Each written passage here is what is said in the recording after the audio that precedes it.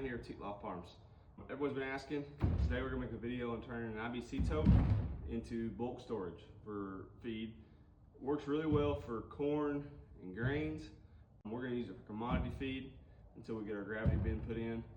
Doesn't flow as well out of it, but it keeps it dry. It's a lot better way to get it out than using barrels.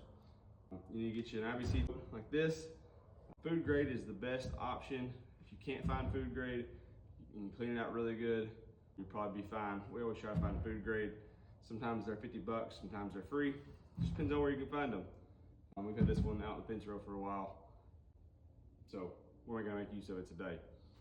You really need two of these. One is for your feed. The other one's gonna be a sacrifice tote. We're gonna use it for parts. The good thing about that is when you take this bladder out, you have a metal cage. A lot of people take and they'll cut one side out, make it a man basket, put firewood in it, trash in it. There's a lot of things, make a burn ring for cardboard. A lot of things you can do with it. These cages are really good to have around. You never know what you're gonna need them for. The first thing we're gonna do, we've already removed the crossbars that are on top of this tote. There's usually two bars that go right through these loops here, hold the bladder in the tote. Already taking those off. We don't need the bung hole. What we're gonna do is we're gonna cut this top out of the middle. It's important to remember to keep inside of the curve. I usually hold 3 or 4 inches, 5, 6 inches, something like that, inside to maintain the edges, the structure of this tote bladder. So stay with us while we get that cut open.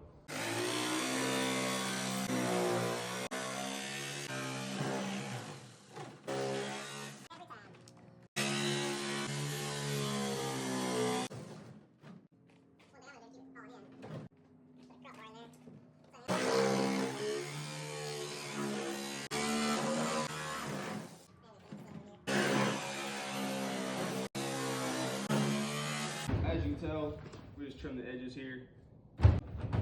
Tote still has structure, but now we got a large opening to put feed inside of.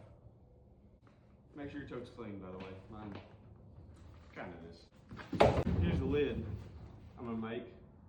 Again, this came from another tote. This is why you need 2 to sacrifice. Here's the lid. Quick and easy. This one's been sitting outside, so it's a little bit warm. Now water can't. The reason you want to let this hang down, this one's actually a little too far. I like to come up a little higher like this, or maybe even in the middle somewhere. What that does is it keeps moisture from getting up in there. You're going to get some humidity. Yes, it's going to trap a little bit of condensation, but the main thing is the bung hole on top is going to keep it sealed. This lid will. That's going to keep the majority of the moisture. Let's put our grain door on. I'm going to raise this up, make it easier to work. So now we're going to make the opening for the grain door to go on the side.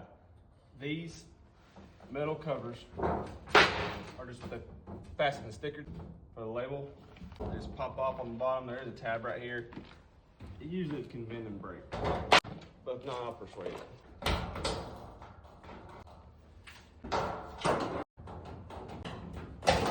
You can take a grinder, cut these off. A pair of pliers works just fine. Save this. There's another one on the other side. This is what we'll make our chute out of. A lot of people saw the chute that I had in the other video. That's what I'll bend up to make that chute.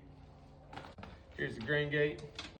Message us and we'll send you a link to our Amazon store where you can buy this. They usually keep them in stock. It's a great product. It's really good, heavy metal, good paint job on it. It is riveted on here instead of bolted. Haven't had any problems yet. Well, now we're gonna see if Taylor can do a cool intro. So as you can see, it's gonna sit right here. So what I'm gonna do is I'm gonna cut out this one and probably this one. You can probably get by with just the bottom one. I like cutting this one out just so it doesn't, bars don't hit. Another thing to mention, this is opposite side of the outlet valve that you would hook up to discharge if you had fluid in there. Yes, it's on the higher side of the tote. The bottom is actually flat. I don't like using the other sides because of the way the tote sits on a pallet and loads on a trailer. And I also don't like the other sides because there's a lot more crossbars. Right now we're cutting out one. If we use one of the other sides, we're cut out like 3 or 4 because they're a lot smaller squares. I don't want to disrupt the integrity of the tote. Safety glasses. Actually, I don't know where they're at. Just don't watch.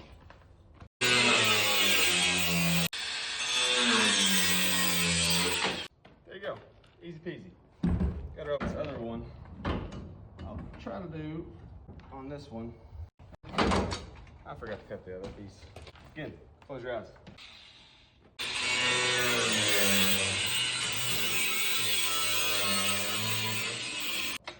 So the angle pieces go in front of the gate. If you guys wanting to fold back a little bit, again, just a rivet. You don't want to tighten it up too much because then the door ain't gonna want to open. Now, I have seen people drill these out, the rivets on the handle, and put in bolts. You can if you want. They do just fine. So, I know the bolts end up being behind, but I just slide it to one side. That lets me drill out one side, the hole, and then these others, I slide it over or out of the way. Yes, it's not centered, but I don't want to cut any more metal out of this tote. The reason I had to cut this bar is you see where that lands, or on this hinge. When I open this handle up, it doesn't get in the way. Next thing I do, just to make life easier, is with this pulled over, as far as I can get it, that's sitting somewhat square, I'm gonna mark this left side with a Sharpie, mark the top with a Sharpie, kind of shows up, and then make sure when it goes all the way down, I don't need to raise it up, because I'm gonna raise it up. The reason I do that is because it doesn't need to go all the way to the bottom. My cut line, you don't need to cut this bottom curve down here. You need to cut up on the flat part. Yes, there's gonna be a lip there. Scrape the grain out with your hand. It ain't a big deal. I'm gonna hold the bottom, raise it up, remark my top. I forgot that side. I'm just gonna get it close. I'll clean it up later. I'm gonna go cut this out so I can get my bolts in. Okay, now what we're using is a 5/16 bolt, probably 1.5 inches long, 2 fender washers and a lock nut, nylon nut. Got about $5 in nuts and bolts. Now I can line up this bottom one. Again, ends up being behind there a little bit, so that's why I like using the bolt from the inside. All I'm doing there is making that hole just a little bit bigger. The main thing is make sure there's a washer on the inside, because that plastic, you don't want that bolt head or nut head, either one, to pull through. Again, since they're temporary, we'll put them on permanent here in a minute. Close the door, see how it lands, test runs. Before I tighten this up, I'm gonna go ahead and trim this other edge. I'm not really worried about the top. There you go, easy enough. Throw a strap over the top, keep the lid on. Now you're ready for grain.